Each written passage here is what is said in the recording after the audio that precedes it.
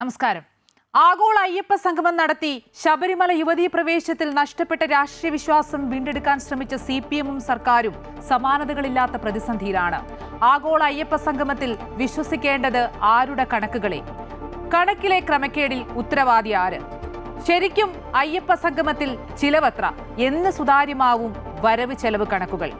7 വർഷത്തിനിപ്പുറം ശബരിമല യുവതീ പ്രവേശനം തിങ്കളാഴ്ച സുപ്രീം കോടതി പരിഗണിക്കുമ്പോൾ പുതിയ സാഹചര്യത്തിൽ എന്താകും നിലപാട്?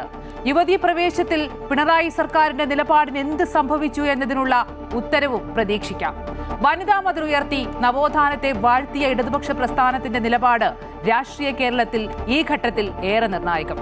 ടോപ് 10 ആരംഭിക്കുന്നു. സമഗ്രമായി ആദ്യം നോക്കാം പ്രധാന തലക്കെട്ടുകൾ.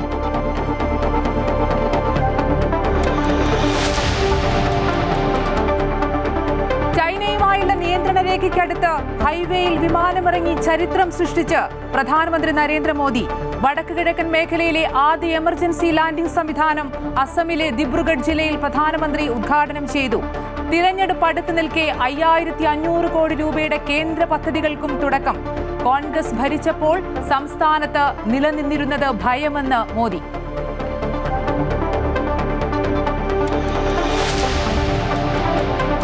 ആഗോള അയ്യപ്പ സംഗമം ദൂർത്തല്ലെന്ന് ആവർത്തിച്ച് ദേവസ്വം ബോർഡ്. പുറത്തു വന്നത് തെറ്റായ വിവരങ്ങളെന്നും വരവ് ചെലവ് കണക്ക് അന്തിമമല്ലെന്നും വാദം. നന്ദഗോവിന്ദം ഭജൻസിനുള്ള തുക കാണിച്ചത് അശ്രദ്ധ.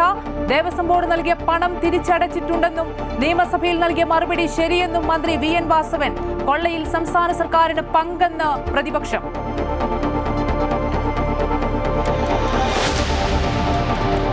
ശബരിമല യുവതീ പ്രവേശന ഹർജികൾ സുപ്രീം കോടതി തിങ്കളാഴ്ച പരിഗണിക്കും. ചീഫ് ജസ്റ്റിസ് അധ്യക്ഷനായ ബെഞ്ച് ഹർജികൾ ലിസ്റ്റ് ചെയ്തു. റിവ്യൂ ഹർജികൾ ഉൾപ്പെടെ പരിഗണിക്കും. 9 അംഗ ബെഞ്ച് രൂപീകരിക്കുന്നതിൽ തീരുമാനമുണ്ടാകും.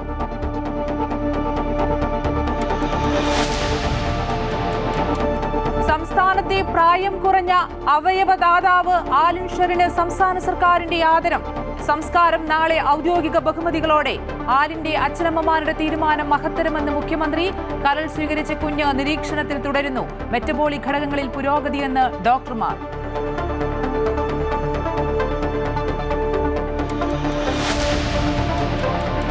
പൂരം കലക്കലിൽ രാഷ്ട്രീയ ഗൂഢാലോചനയെന്ന് ആവർത്തിച്ച് CPI നേതാവ് VS സുനിൽകുമാർ. തിരുവമ്പാടി ദേവസ്വത്തെ പ്രതി ചേർക്കുന്നതിനോട് യോജിപ്പില്ല.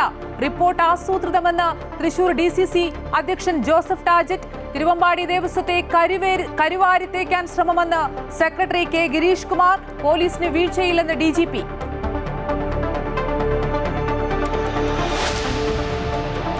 റാപ്പിഡ് റെയിലുമായി സംസ്ഥാന സർക്കാർ മുന്നോട്ട്.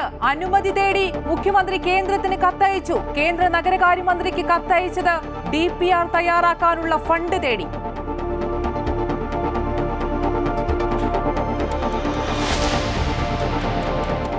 കാര്യമാണ്. അതിലേക്കുള്ള ചർച്ചയിലേക്ക് എത്തിയില്ല.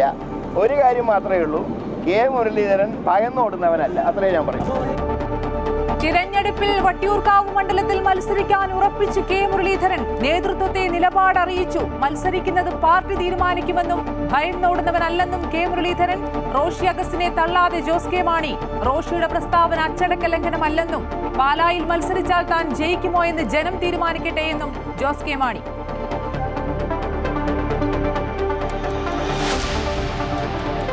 T20 ലോകകപ്പിൽ ഇന്ത്യ പാക് മത്സരം നാളെ ശ്രീലങ്കയിൽ. മത്സരത്തിന് മഴ ഭീഷണി. ISL 12ാം സീസണിന്റെ ഉദ്ഘാടന മത്സരത്തിൽ കേരള ബ്ലാസ്റ്റേഴ്സിന് തോൽവി. മോഹൻ ബഗാനോട് തോറ്റത് എതിരില്ലാത്ത 2 ഗോളുകൾക്ക്.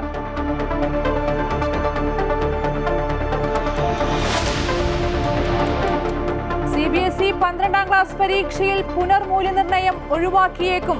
മൂല്യനിർണ്ണയം പൂർണ്ണമായി ഡിജിറ്റൽ രൂപത്തിലാകുന്നതിനാൽ മാർക്കിൽ പിശക് വരില്ലെന്ന് ബോർഡ്. 10ാം ക്ലാസ്സിൽ പുനർമൂല്യനിർണ്ണയം തുടരും. Story of the day. കൊച്ചിയിൽ പിങ്ക് വസന്തം. ദേശീയപാതയിൽ വിമാനമിറങ്ങി പ്രധാനമന്ത്രി നരേന്ദ്രമോദി. അസമിലെ ദിബ്രുഗഡ് ജില്ലയിൽ ആദ്യ എമർജൻസി ലാൻഡിംഗ് സംവിധാനം പ്രധാനമന്ത്രി നരേന്ദ്രമോദി ഉദ്ഘാടനം ചെയ്തു. ദേശീയപാതയിൽ നിർമ്മിച്ച പ്രത്യേക റൺവേയിൽ വ്യോമസേനാ വിമാനത്തിൽ പ്രധാനമന്ത്രിയുടെ ലാൻഡിംഗ് ചരിത്രപരമായി. അടിസ്ഥാന വികസനത്തിന് ഒരു പ്രധാന നാഴികക്കല്ല് കൂടി. അസമിലെ മൊറാനിലുള്ള വടക്കുകിഴക്കൻ മേഖലയിലെ ആദ്യത്തെ എമർജൻസി ലാൻഡിംഗ് ഫെസിലിറ്റിയിൽ C-130J വിമാനത്തിൽ പറന്നിറങ്ങി പ്രധാനമന്ത്രി.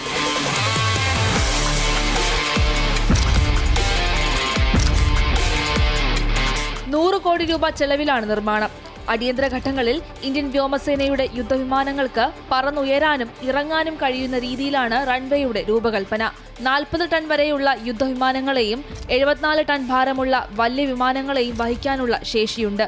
അടിയന്തര ഘട്ടങ്ങളിൽ അതിവേഗത്തിലുള്ള രക്ഷാപ്രവർത്തനങ്ങൾക്കും ദുരിതാശ്വാസ പ്രവർത്തനങ്ങൾക്കും ഈ സംവിധാനം നിർണായകമാകുമെന്ന് പ്രധാനമന്ത്രി എക്സിൽ കുറിച്ചു. ഹൈവേകളിൽ വാഹനമോടിക്കാൻ മാത്രമല്ല, വേണ്ടിവന്നാൽ അടിയന്തര സാഹചര്യങ്ങളിൽ നമ്മുടെ സൈനികർക്ക് യുദ്ധകാലത്ത് വിമാനങ്ങളുടെ റൺവേയായും ഉപയോഗിക്കാൻ സാധിക്കും എന്ന് ലോകത്തിന് കാട്ടിത്തരുകയാണ്. News desk Amrita TV. അസമിൽ കോൺഗ്രസിനെ കടന്നാക്രമിച്ച് പ്രധാനമന്ത്രി നരേന്ദ്രമോദി. നുഴഞ്ഞുകയറ്റക്കാരെ പ്രോത്സാഹിപ്പിച്ച കോൺഗ്രസ് സർക്കാർ വടക്ക് കിഴക്കൻ സംസ്ഥാനങ്ങളെ അവഗണിച്ചെന്നും മേഖല സമാധാനത്തിലേക്ക് മടങ്ങിയത് BJPയുടെ കാലത്താണെന്നും പ്രധാനമന്ത്രി. ഗുവാഹത്തിയിൽ ഭാസ്കർ വർമ്മൻ പാലം ഉദ്ഘാടനം ചെയ്യുകയായിരുന്നു പ്രധാനമന്ത്രിയുടെ വിമർശനം. വടക്ക് കിഴക്കൻ സംസ്ഥാനങ്ങളെ അസ്ഥിരപ്പെടുത്താനാണ് കോൺഗ്രസ് ശ്രമിക്കുന്നത്. നുഴഞ്ഞുകയറ്റക്കാരുടെ കൈകളിലേക്ക് വീണ്ടും അസം ഉൾപ്പെടെയുള്ള സംസ്ഥാനങ്ങളെ നൽകാനുള്ള ശ്രമങ്ങളാണ് കോൺഗ്രസും പ്രതിപക്ഷ പാർട്ടികളും ശ്രമിക്കുന്നതെന്നും പ്രധാനമന്ത്രി ആരോപിച്ചു. 5500 കോടി രൂപയുടെ പദ്ധതികൾക്കാണ് അസമിൽ ഇന്ന് തുടക്കമിട്ടത്.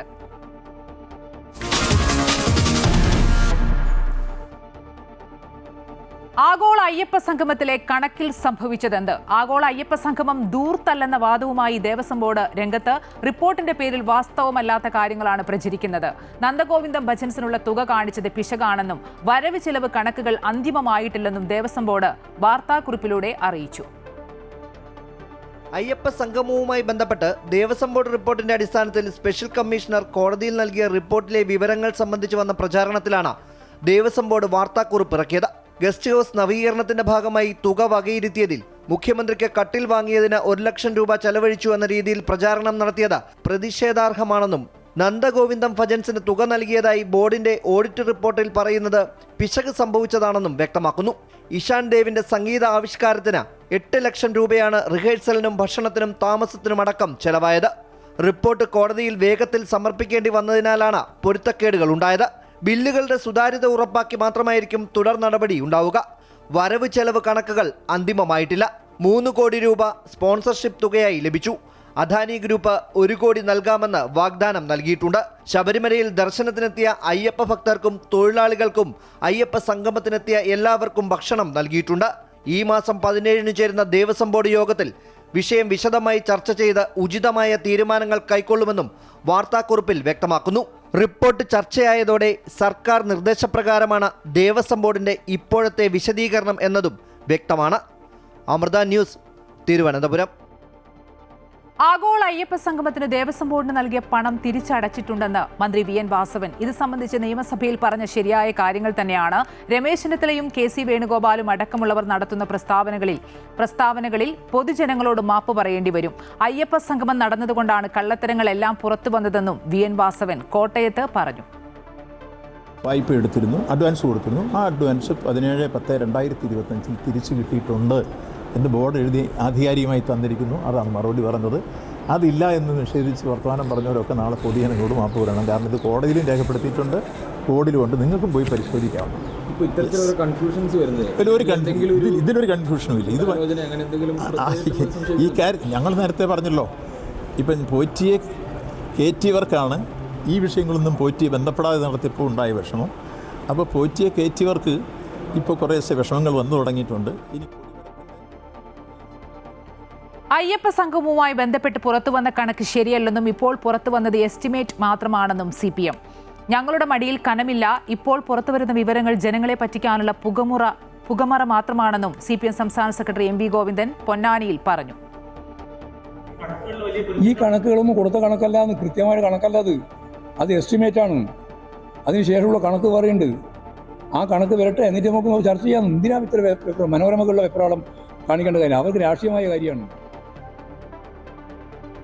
ആഗോള അയ്യപ്പ സംഗമത്തിൽ നടന്നത് വ്യാപക ക്രമക്കേടെന്ന് പ്രതിപക്ഷ നേതാവ് VD സതീശൻ. ഹൈക്കോടതിയുടെ നിരീക്ഷണമുണ്ടായിട്ടും ക്രമക്കേട് നടന്നു.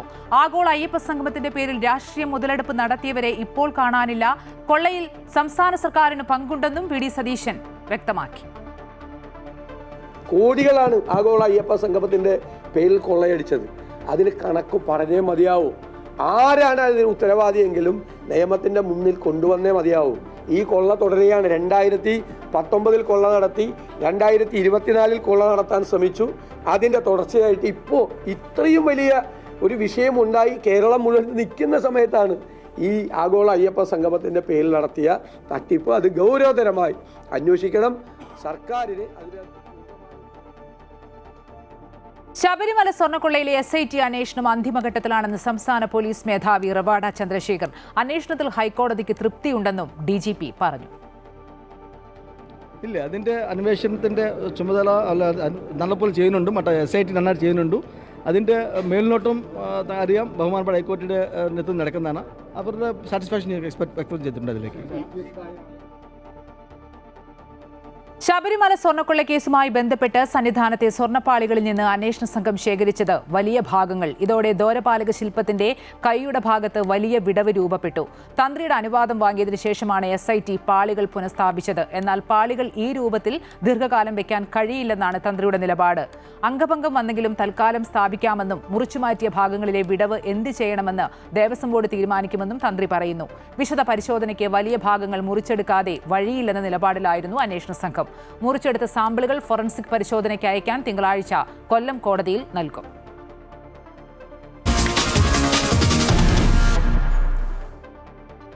ശബരിമല യുവതീ പ്രവേശനത്തിൽ സർക്കാർ പഴയ നിലപാടിൽ ഉറച്ചു നിൽക്കുമോ അതോ വിശ്വാസികൾക്കൊപ്പം നിൽക്കുമോ? ശബരിമല യുവതീ പ്രവേശന ഹർജികൾ സുപ്രീംകോടതി തിങ്കളാഴ്ച പരിഗണിക്കും. ഹർജികൾ ലിസ്റ്റ് ചെയ്തു. സുപ്രീംകോടതി റിവ്യൂ ഹർജികൾ ഉൾപ്പെടെ പരിഗണിക്കും. 9 അംഗ ബെഞ്ച് രൂപീകരിക്കുന്നതിൽ തീരുമാനമുണ്ടാകും. നിയമസഭാ തെരഞ്ഞെടുപ്പിന്റെ പശ്ചാത്തലത്തിൽ ശബരിമല യുവതീ പ്രവേശനത്തിൽ സംസ്ഥാന സർക്കാർ നിലപാട് ഏറെ നിർണായകമാണ്. സംസ്ഥാനത്ത് ഏറെ വിവാദങ്ങൾക്കും പ്രതിഷേധങ്ങൾക്കും ഇടയാക്കിയ ശബരിമല യുവതീ പ്രവേശന കേസ് വീണ്ടും തുറക്കുന്നു.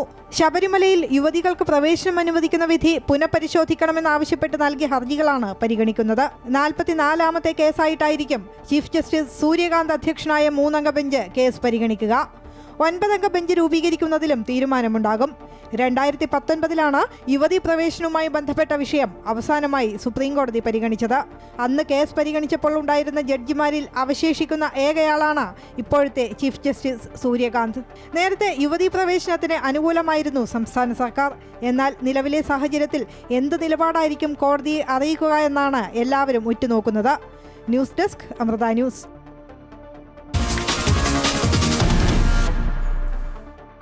കേരള ജനതയുടെ ഉള്ളുലച്ച് വിട പറഞ്ഞ ആലിൻ ഷെറിൻ എബ്രഹാമിന്റെ സംസ്കാരം സർക്കാരിന്റെ ഔദ്യോഗിക ബഹുമതികളോടെ നാളെ നടക്കും. 5 പേർക്ക് പുതുജീവനേകി കടന്നു പോകുന്ന കുഞ്ഞുമാലാകയെ നാട് ഔദ്യോഗിക ബഹുമതികൾ നൽകി യാത്രയാക്കുമെന്ന് മുഖ്യമന്ത്രി പിണറായി വിജയൻ ഫേസ്ബുക്കിൽ പങ്കുവച്ച കുറിപ്പിലൂടെ വ്യക്തമാക്കി. ആലിൻ ഷെറിൻ എബ്രഹാം ഈ പേര് കാലം എത്ര കടന്നുപോയാലും മലയാളികളുടെ മനസ്സിൽ ആഴത്തിൽ പതിഞ്ഞു കിടക്കുമെന്ന് തീർച്ചയാണ്. 1 വയസ്സ് പൂർത്തിയാകാൻ മാസങ്ങൾ മാത്രം ബാക്കി നിൽക്കെ ലോകത്തോട് വിട പറഞ്ഞ കുരുന്ന്. മരണത്തിലും നന്മയുടെ നല്ല പാഠം പകർന്നു നൽകിയ കുഞ്ഞു മാലാഖ. 5 പേർക്ക് പുതുജീവനേകിയാണ് ആലിന്റെ മടക്കം. കുഞ്ഞ് വേർപിരിഞ്ഞതിന്റെ തീരാനോവിനിടയിലും അവളുടെ അവയവങ്ങൾ ദാനം ചെയ്യാനായി മുന്നോട്ട് വന്ന ആലിന്റെ മാതാപിതാക്കളുടെ തീരുമാനം മഹത്തരമാണെന്ന് മുഖ്യമന്ത്രി പിണറായി വിജയൻ ഫേസ്ബുക്കിൽ പങ്കുവച്ച കുറിപ്പിൽ പറയുന്നു. കരൾ, 2 വൃക്ക, ഹൃദയവാൽവ്, നേത്രപടലങ്ങൾ എന്നിവ ദാനം ചെയ്യാൻ അച്ഛൻ അരുൺ എബ്രഹാമും അമ്മ ഷെറിൻ ആൻ ജോണും തയ്യാറായതോടെ സംസ്ഥാനത്തെ ഏറ്റവും പ്രായം കുറഞ്ഞ അവയവദാതാവായി ആലിൻ ഷെറിൻ മാറി. ആലിനിൽ നിന്നും സ്വീകരിച്ച അവയവങ്ങൾ നിലവിൽ 2 കുഞ്ഞുങ്ങൾക്ക് നൽകാൻ സാധിച്ചു. അവരുടെ ആരോഗ്യനില മെച്ചപ്പെട്ടു വരികയാണ്. അവയവദാന രംഗത്ത് കേരള സമൂഹത്തിന് മുന്നിലായി വലിയൊരു മാതൃക സൃഷ്ടിച്ചിരിക്കുകയാണ് ആലിൻ ഷെറിന്റെ മാതാപിതാക്കൾ. അവരുടെ ദുഃഖത്തിൽ പങ്കുചേരുന്നുവെന്നും ആലിന് നമ്മുടെ നാട് ഔദ്യോഗിക ബഹുമതികൾ നൽകി യാത്രയാക്കുമെന്നും മുഖ്യമന്ത്രി കുറിപ്പിൽ വ്യക്തമാക്കി. മഹാനടൻ മോഹൻലാൽ അടക്കമുള്ളവർ ആലിന്റെ മാതാപിതാക്കൾക്ക് അഭിനന്ദനങ്ങൾ അറിയിച്ച് രംഗത്തെത്തി. തന്റെ സഹജീവികളായ ചില കുരുന്നു ജീവനുകൾക്ക് പുനർജന്മത്തിന്റെ പ്രതീക്ഷകൾ നൽകിയാണ് ആലിൻ ഷെറിൻ എന്ന കുഞ്ഞു മാലാഖ ഈ ലോകത്തോട് വിട പറഞ്ഞതെന്ന് മോഹൻലാൽ ഫേസ്ബുക്കിൽ പങ്കുവച്ച കുറിപ്പിൽ പറയുന്നു.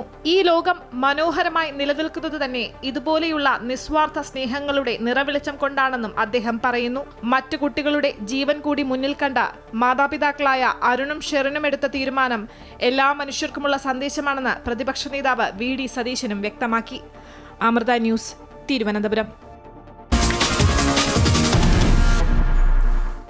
തൃശൂർ പൂരം കലക്കലിൽ രാഷ്ട്രീയ വിവാദം വീണ്ടും കൊഴുക്കുന്നു. പൂരം കലക്കിയതിൽ തിരുവമ്പാടി ദേവസ്വത്തിന് പങ്കുണ്ടെന്ന് കരുതുന്നില്ല എന്ന് CPI നേതാവ് VS സുനിൽകുമാർ. എന്നാൽ ദേവസ്വത്തിലെ ചില ആളുകൾക്ക് പൂരം കലക്കിയതിൽ പങ്കുണ്ടെന്ന് സുനിൽകുമാർ വ്യക്തമാക്കി.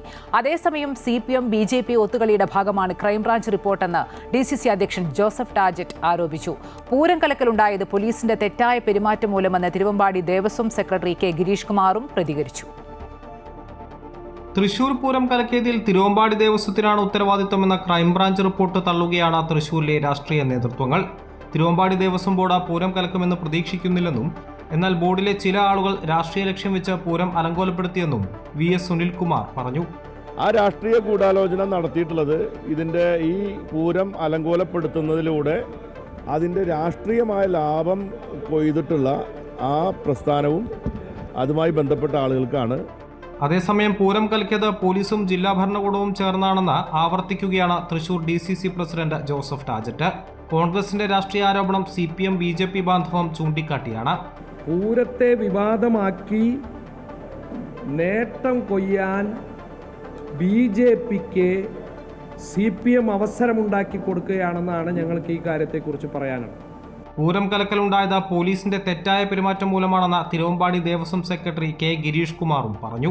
ഈ കഴിഞ്ഞ 2024 എന്താ പറയുക തെറ്റായൊരു കീഴ്വഴക്കമാണ്. അത് പോലീസിൻ്റെ ആ തെറ്റായ ഒരു പെരുമാറ്റം മൂലമാണ് ഇത്തരത്തിലുള്ള കാര്യങ്ങൾ ഉണ്ടായത്. വിവിധ നേതാക്കളുടെ പ്രതികരണം വരും തെരഞ്ഞെടുപ്പിലും പൂരം കലക്കൽ രാഷ്ട്രീയ പ്രചാരണ ആയുധമാക്കുമെന്നാണ് തെളിയിക്കുന്നത്.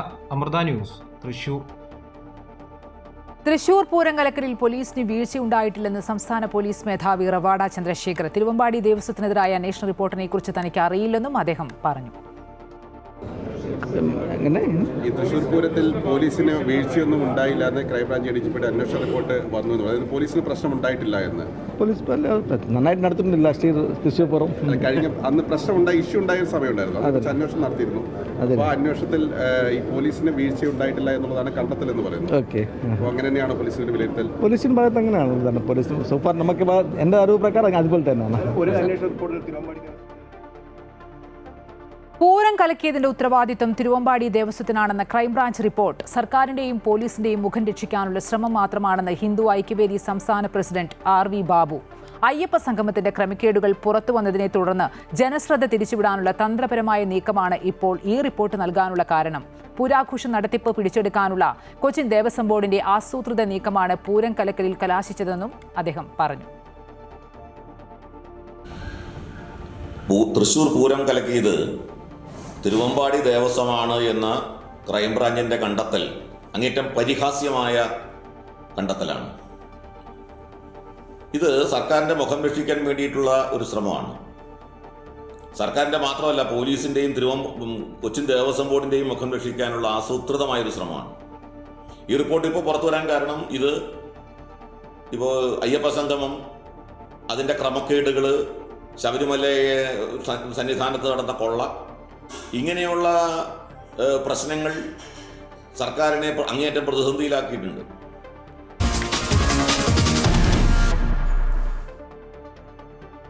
അതിവേഗ റെയിൽ പദ്ധതിയുമായി സംസ്ഥാന സർക്കാർ മുന്നോട്ട്. അനുമതി തേടി മുഖ്യമന്ത്രി പിണറായി വിജയൻ കേന്ദ്ര സർക്കാരിന് കത്തയച്ചു. DPR തയ്യാറാക്കാനുള്ള അനുമതി തേടിയാണ് കേന്ദ്ര നഗരകാര്യമന്ത്രിക്ക് കത്തയച്ചത്. സിൽവർ ലൈനു പകരം RRTS നടപ്പാക്കാൻ ഉദ്ദേശിക്കുന്നുവെന്ന് കത്തിൽ ചൂണ്ടിക്കാട്ടുന്നു. കേന്ദ്ര സർക്കാരിന്റെ അനുമതി ലഭിച്ചാൽ മാത്രമേ റെയിൽ പദ്ധതിയുമായി സംസ്ഥാനത്തിന് മുന്നോട്ടു പോകാനാകൂ. പദ്ധതിയുടെ DPR തയ്യാറാക്കാനുള്ള അനുമതി തേടിയാണ് മുഖ്യമന്ത്രി കേന്ദ്രത്തിന് കത്തയച്ചത്. 20% കേന്ദ്ര സംസ്ഥാന സഹായവും 60% അന്താരാഷ്ട്ര ധനസ്ഥാപനങ്ങളിൽ നിന്നുള്ള വായ്പയും ഉപയോഗിച്ചാണ് പദ്ധതി നടപ്പാക്കാൻ ഉദ്ദേശിക്കുന്നത്. 1.92 ലക്ഷം കോടിയാണ് പദ്ധതിക്ക് പ്രതീക്ഷിക്കുന്നത്. നഗരങ്ങളെ തമ്മിൽ ബന്ധിപ്പിക്കുന്ന പദ്ധതിയായതിനാൽ ആദ്യം DPRന് അനുമതി വേണ്ടത് കേന്ദ്ര നഗരവികസനകാര്യ മന്ത്രാലയത്തിൽ നിന്നാണ്. RRTS പദ്ധതിക്ക് മന്ത്രിസഭ തത്വത്തിൽ അംഗീകാരം നൽകിയ കാര്യം മുഖ്യമന്ത്രി കത്തിൽ ചൂണ്ടിക്കാട്ടി. 2025 സെപ്റ്റംബറിൽ കൊച്ചിയിൽ നടന്ന അർബൻ കോൺക്ലേവിൽ കേന്ദ്ര സർക്കാർ നൽകിയ ഉറപ്പിന്റെ അടിസ്ഥാനത്തിലാണ് നീക്കമെന്നും കത്തിൽ വ്യക്തമാക്കുന്നു. തിരുവനന്തപുരം മുതൽ കാസർഗോഡ് വരെയുള്ള മേഖലകൾ അതിവേഗം നഗരവൽക്കരിക്കപ്പെടുന്ന സാഹചര്യത്തിൽ നിലവിലെ അടിസ്ഥാന സൗകര്യങ്ങൾ വലിയ സമ്മർദ്ദത്തിലാണെന്ന് ചൂണ്ടിക്കാട്ടുന്നു. ഗതാഗത കുരുക്കും വാഹനാപകടങ്ങളും കുറയ്ക്കാനായി വേഗതയേറിയ ഒരു പൊതുഗതാഗത സംവിധാനം അത്യാവശ്യമാണെന്ന് കേന്ദ്ര നഗരവികസന മന്ത്രി മനോഹർ ലാൽ ഖട്ടർ അയച്ച കത്തിൽ മുഖ്യമന്ത്രി പറയുന്നു. അമൃത ന്യൂസ്, തിരുവനന്തപുരം. വട്ടിയൂർക്കാവിൽ മത്സരിക്കാൻ ഉറച്ച് കെ മുരളീധരൻ കോൺഗ്രസ് നേതൃത്വത്തെ ഇക്കാര്യം ഔദ്യോഗികമായി അറിയിച്ചു. തിങ്കളാഴ്ച KPCCയുടെ തെരഞ്ഞെടുപ്പ് സമിതി യോഗം ചേരാനിരിക്കെയാണ് കെ മുരളീധരൻ നിലപാട് വ്യക്തമാക്കിയത്. ഇതോടെ വട്ടിയൂർക്കാവിൽ ശക്തമായ ത്രികോണ മത്സരത്തിനാണ് കളമൊരുങ്ങുന്നത്. അതേസമയം വട്ടിയൂർക്കാവിൽ മത്സരിക്കുമോ എന്ന് പാർട്ടി തീരുമാനിക്കുമെന്ന് കെ മുരളീധരൻ പ്രതികരിച്ചു. വട്ടിയൂർക്കാവ് മണ്ഡലത്തിൽ UDF സ്ഥാനാർത്ഥിയായി കെ മുരളീധരൻ മത്സരിക്കുമോ എന്ന ചർച്ചകൾ ഏറെ നാളുകളായി സജീവമാണ്. കെ മുരളീധരന്റെ തട്ടകം കൂടിയായ വട്ടിയൂർക്കാവിൽ പക്ഷേ CPM-നും BJP-ക്കും ശക്തമായ വേരോട്ടമാണുള്ളത്. സിറ്റിംഗ് MLA VK പ്രശാന്ത് CPM-ന്റെ മണ്ഡലത്തിലെ ശക്തനായ പോരാളിയാണ്. അതുകൊണ്ട് തന്നെ VK പ്രശാന്തുമായി ഏറ്റുമുട്ടുന്നത് കെ മുരളീധരന് വെല്ലുവിളിയാകുമെന്ന പ്രചാരണവും ശക്തമായിരുന്നു. തിരുവനന്തപുരം സെൻട്രൽ, കോഴിക്കോട്, പാലക്കാട്, ഗുരുവായൂർ തുടങ്ങി പല മണ്ഡലങ്ങളിലും ഇതിനോടകം തന്നെ കെ മുരളീധരന്റെ പേരുകളും ഉയർന്നിരുന്നു. പലയിടങ്ങളിലും DCCയുടെ താല്പര്യവും മുരളീധരൻ തന്നെയായിരുന്നു. എന്നാൽ ചർച്ചകൾക്ക് വിരാമമിട്ടുകൊണ്ട് വട്ടിയൂർക്കാവ് തന്നെ മത്സരിക്കുമെന്ന് ഉറപ്പിച്ചിരിക്കുകയാണ് കെ മുരളീധരൻ. ഇക്കാര്യം നേതൃത്വത്തെ അറിയിച്ചു കഴിഞ്ഞു. അതൊക്കെ പാർട്ടി തീരുമാനിക്കേണ്ട കാര്യമാണ്. അതിലേക്കുള്ള ചർച്ചയിലേക്ക് എത്തിയില്ല. ഒരു കാര്യം മാത്രമേ ഉള്ളൂ, കെ മുരളീധരൻ ഭയന്നോടുന്നവനല്ല. അത്രേ ഞാൻ പറയും. തിങ്കളാഴ്ച ഇന്ദിരാഭവനിൽ ചേരുന്ന തെരഞ്ഞെടുപ്പ് സമിതി യോഗത്തിൽ 1ാം ഘട്ട സ്ഥാനാർത്ഥി നിർണയം ചർച്ചയാകും. അതിനു മുന്നോടിയായാണ് വട്ടിയൂർക്കാവിന്റെ കാര്യത്തിൽ മുരളീധരൻ നിലപാടറിയിച്ചിരിക്കുന്നത്. KPCCയുടെയും കനകോരുവിന്റെയും സർവേ റിപ്പോർട്ടിൽ വട്ടിയൂർക്കാവ് ഏറ്റവും കൂടുതൽ ജയസാധ്യതയുള്ള സ്ഥാനാർത്ഥി മുരളീധരനാണെന്ന് വ്യക്തമാക്കിയിട്ടുണ്ട്. 2011 കെ മുരളീധരൻ CPM സഹയാത്രികനായിരുന്ന ചെറിയാൻ ഫിലിപ്പിനെയാണ് 16,000 വോട്ടുകൾക്ക് തോൽപ്പിച്ചത്. 2016 BJPയുടെ കുമ്മനം രാജശേഖരനെ 7,000-ത്തിലധികം വോട്ടുകൾക്ക് മുരളീധരൻ തോൽപ്പിച്ചിരുന്നു. കുമ്മനത്തിന്റെ മികച്ച പ്രകടനത്തിൽ വട്ടിയൂർക്കാവ് BJPയുടെ A+ മണ്ഡലമായി മാറിയിരിക്കുകയാണ്. 2026 കെ മുരളീധരൻ വീണ്ടും കളത്തിലിറങ്ങുന്നതോടെ വട്ടിയൂർക്കാവ് തീപാറുന്ന പോരാട്ടത്തിനാകും സാക്ഷ്യമാകുക. അമൃത ന്യൂസ്, തിരുവനന്തപുരം. തിരഞ്ഞെടുപ്പ് സംബന്ധിച്ച തീരുമാനങ്ങൾ 16 നടക്കുന്ന KPCC യോഗത്തിൽ തീരുമാനിക്കുമെന്ന് കോൺഗ്രസ് നേതാവ് രമേശ് ചെന്നിത്തല. പുതിയ കേരളത്തെ വീണ്ടെടുക്കുക എന്നതാണ് ലക്ഷ്യം. എല്ലാവരെയും ഒരുമിപ്പിച്ച് നിർത്തി മുന്നോട്ട് കൊണ്ടുപോകും. യുവാക്കൾക്ക് വേണ്ട പ്രാതിനിധ്യം നൽകും.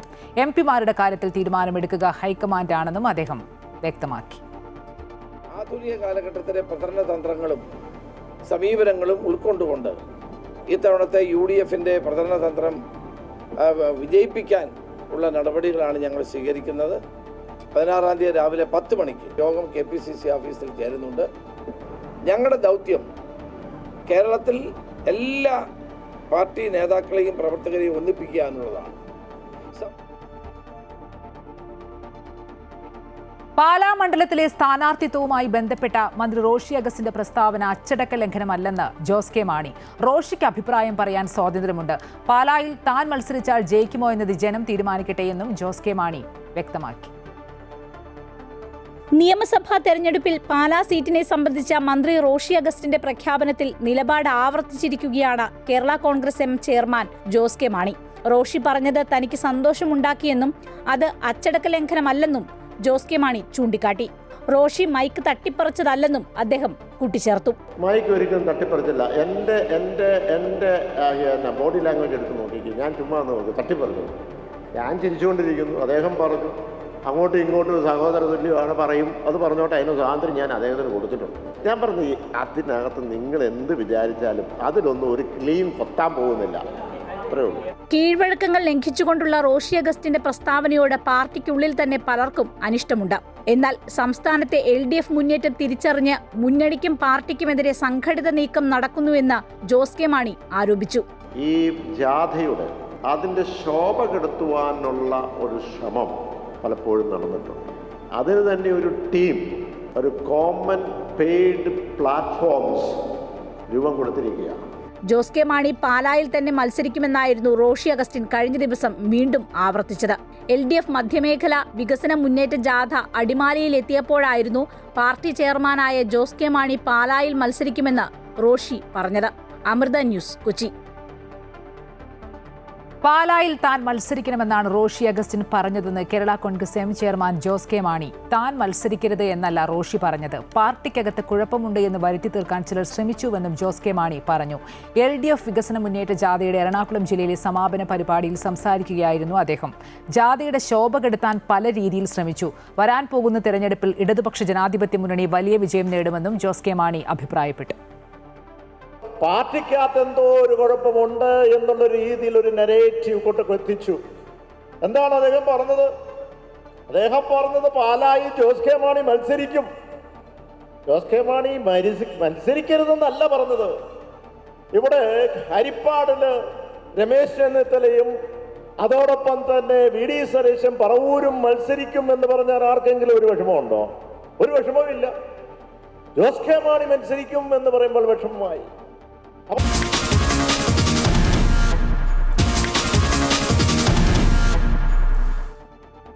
ഇന്ത്യൻ സൂപ്പർ ലീഗ് ഫുട്ബോളിന്റെ പുതിയ സീസണ് കിക്ക് ഓഫ്. ഉദ്ഘാടന മത്സരത്തിൽ കേരള ബ്ലാസ്റ്റേഴ്സിന് തോൽവി. കഴിഞ്ഞ സീസണിലെ ചാമ്പ്യന്മാരായ മോഹൻ ബഗാൻ 8ാം സ്ഥാനക്കാരായ കേരള ബ്ലാസ്റ്റേഴ്സിനെ എതിരില്ലാത്ത 2 ഗോളുകൾക്കാണ് തോൽപ്പിച്ചത്.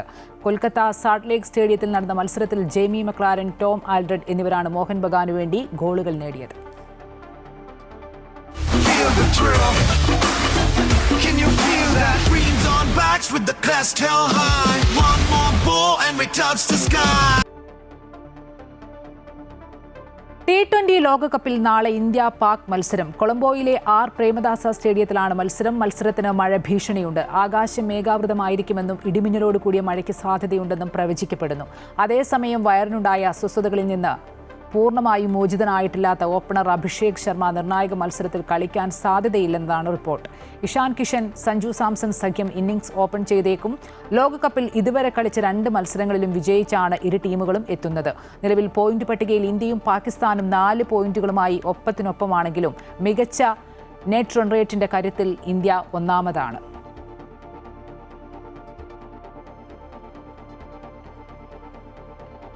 CBSE 12ാം ക്ലാസ് പരീക്ഷയിൽ പുനർമൂല്യനിർണ്ണയം ഒഴിവാക്കിയേക്കും. ഈ വർഷം തന്നെ നടപ്പാക്കാനാണ് ആലോചന.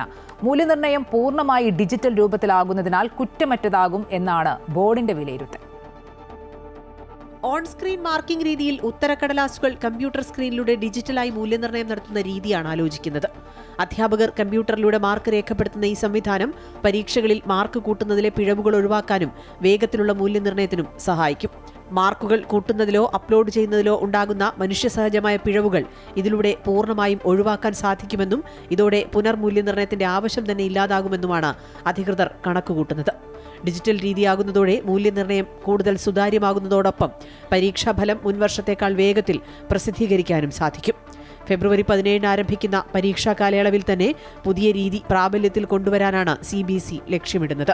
ഇന്ത്യയിലും വിദേശത്തുമായി ഏകദേശം 46 ലക്ഷം വിദ്യാർത്ഥികളാണ് ഇത്തവണ പരീക്ഷ എഴുതുന്നത്. അതേസമയം 10ാം ക്ലാസ് പരീക്ഷാ മൂല്യനിർണ്ണയം നിലവിലുള്ള ഫിസിക്കൽ രീതിയിൽ തന്നെ തുടരും.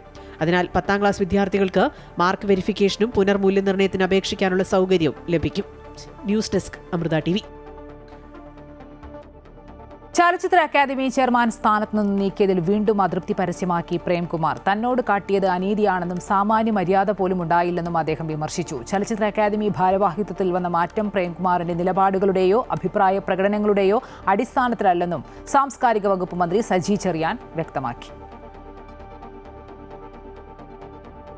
ആശാസമരത്തെ അനുകൂലിച്ചതിന്റെ പേരിൽ ചലച്ചിത്ര അക്കാദമി ചെയർമാൻ സ്ഥാനത്തു നിന്ന് നീക്കിയെന്നാണ് പ്രേംകുമാറിന്റെ ആരോപണം. തനിക്കു നേരെ നടന്നത് അനീതിയാണെന്നും മാന്യമായ യാത്രയയപ്പ് നൽകുകയോ പിരിഞ്ഞുപോകാൻ അനുവദിക്കുകയോ ചെയ്യുകയെന്ന സാമാന്യ മര്യാദ പോലും തന്നോട് കാണിച്ചില്ലെന്നും അദ്ദേഹം പറഞ്ഞു. ഒരു സാംസ്കാരിക സംഗമം, അന്താരാഷ്ട്ര സംഗമം കൊച്ചിയിൽ നടക്കാൻ പോകുന്നു. മാനവികതയും മനുഷ്യസ്നേഹവും ഒക്കെ പറഞ്ഞുകൊണ്ട് നമ്മൾ ചെയ്യുമ്പോൾ അതിനു മുമ്പ് ഈ സെക്രട്ടേറിയറ്റ് നടയിൽ ഇങ്ങനെ കുറേ ആശാ വർക്കർമാർ സമരം ചെയ്യുന്നു. അവർ ആ സമരം അതിൻ്റെ രാഷ്ട്രീയത്തിലേക്കൊന്നും ഞാൻ കിടക്കുന്നില്ല. അത് എന്തു തന്നെയായിരുന്നാലും ശരി, അതൊന്നും പൊതുസമൂഹത്തെ പൂർണ്ണമായും ബോധ്യപ്പെടുത്താനും പറ്റിയിട്ടില്ല. അപ്പോൾ ആ അവസ്ഥയിൽ അത് എത്രയും പെട്ടെന്ന് പരിഹരിച്ചില്ല എങ്കിൽ അത് ഗവൺമെൻറ്റിന് ദോഷം ചെയ്യുമെന്ന് വളരെ സദുദ്ദേശപരമായ ഒരു അഭിപ്രായം, അത് വളരെ പോസിറ്റീവായിട്ട് കാണേണ്ട ഒരു അഭിപ്രായമാണ്. അത് ഞാൻ പ്രകടിപ്പിച്ചതിൻ്റെ പേരിലാണ് ഈ എന്ത് അടിയന്തര സാഹചര്യമാണ് ഇപ്പോൾ ഇങ്ങനെ ഇത്രയും പ്രവർത്തനങ്ങൾക്ക് ചുമതല വഹിച്ചുകൊണ്ടിരിക്കുന്ന സമയത്ത് ആ സ്ഥാനത്ത് നിന്ന് തന്നെ പുറത്താക്കി എന്നുള്ളത് മറ്റൊരു കാരണവും കാണുന്നില്ല. അപ്പോൾ ഈ പുറത്താക്കി അല്ലെങ്കിൽ അവിടെ നിന്ന് മാറ്റി, അതൊക്കെ ഗവൺമെൻറ്റിൻ്റെ വിവേചന അധികാരമാണ്. അതിനകത്തൊന്നും എനിക്ക് അഭിപ്രായം പറയാനില്ല. പക്ഷേ നമ്മളൊരു സ്ഥാനത്ത് കുറച്ച് കാലമായിട്ട് പ്രവർത്തിക്കുന്നു. അവിടെ നിന്ന് പിരിഞ്ഞു പോകുമ്പോൾ അല്ലെങ്കിൽ അവിടെ നിന്ന് പോകുമ്പോൾ ഈ കൂടെ പ്രവർത്തിച്ച കുറേ സഹപ്രവർത്തകരുണ്ട്. വളരെ ആത്മാർത്ഥതയോടുകൂടി എന്നോടൊപ്പം നിന്ന് അവരോടൊരു നന്ദി പറയാനുള്ള അവസരം പോലും ലഭിച്ചില്ല എന്നുള്ളതാണ് എൻ്റെ വിഷമം. ചലച്ചിത്ര അക്കാദമിയും സാഹിത്യ അക്കാദമിയും കേരളത്തിലെ 2 സുപ്രധാന സാംസ്കാരിക സ്ഥാപനങ്ങളാണ്. പക്ഷേ രണ്ടിന്റെയും ചെയർമാൻ സ്ഥാനത്തിരിക്കുന്നവരോട് 2 തരത്തിലുള്ള പെരുമാറ്റമാണ് ഉണ്ടായതെന്നും പ്രേംകുമാർ വിമർശിച്ചു. പ്രേംകുമാറിന്റെ പ്രതികരണത്തിന് പിന്നാലെ സാംസ്കാരിക വകുപ്പ് മന്ത്രി സജി ചെറിയാൻ വിശദീകരണവുമായി രംഗത്തെത്തി. സർക്കാർ സംവിധാനങ്ങളുമായി ചേർന്ന് പ്രവർത്തിക്കുന്ന സാംസ്കാരിക പ്രവർത്തകർക്ക് അവരുടെ സ്വതന്ത്രമായ അഭിപ്രായങ്ങൾ പ്രകടിപ്പിക്കാനുള്ള എല്ലാ സ്വാതന്ത്ര്യവുമുണ്ടെന്ന് സജി ചെറിയാൻ തന്റെ വാർത്താക്കുറിപ്പിൽ വ്യക്തമാക്കുന്നു. പ്രേംകുമാർ ചെയർമാൻ എന്ന നിലയിൽ നടത്തിയത് മികവുറ്റ പ്രവർത്തനങ്ങളാണ്. അക്കാദമി ഭരണസമിതിയുടെ കാലാവധി പൂർത്തിയായതിനെ തുടർന്ന് സ്വാഭാവികമായ നടപടിക്രമമെന്ന നിലയിലാണ് പുതിയ സമിതിയെ തിരഞ്ഞെടുത്തതെന്നും മന്ത്രി വ്യക്തമാക്കി. അമൃത ന്യൂസ്, തിരുവനന്തപുരം.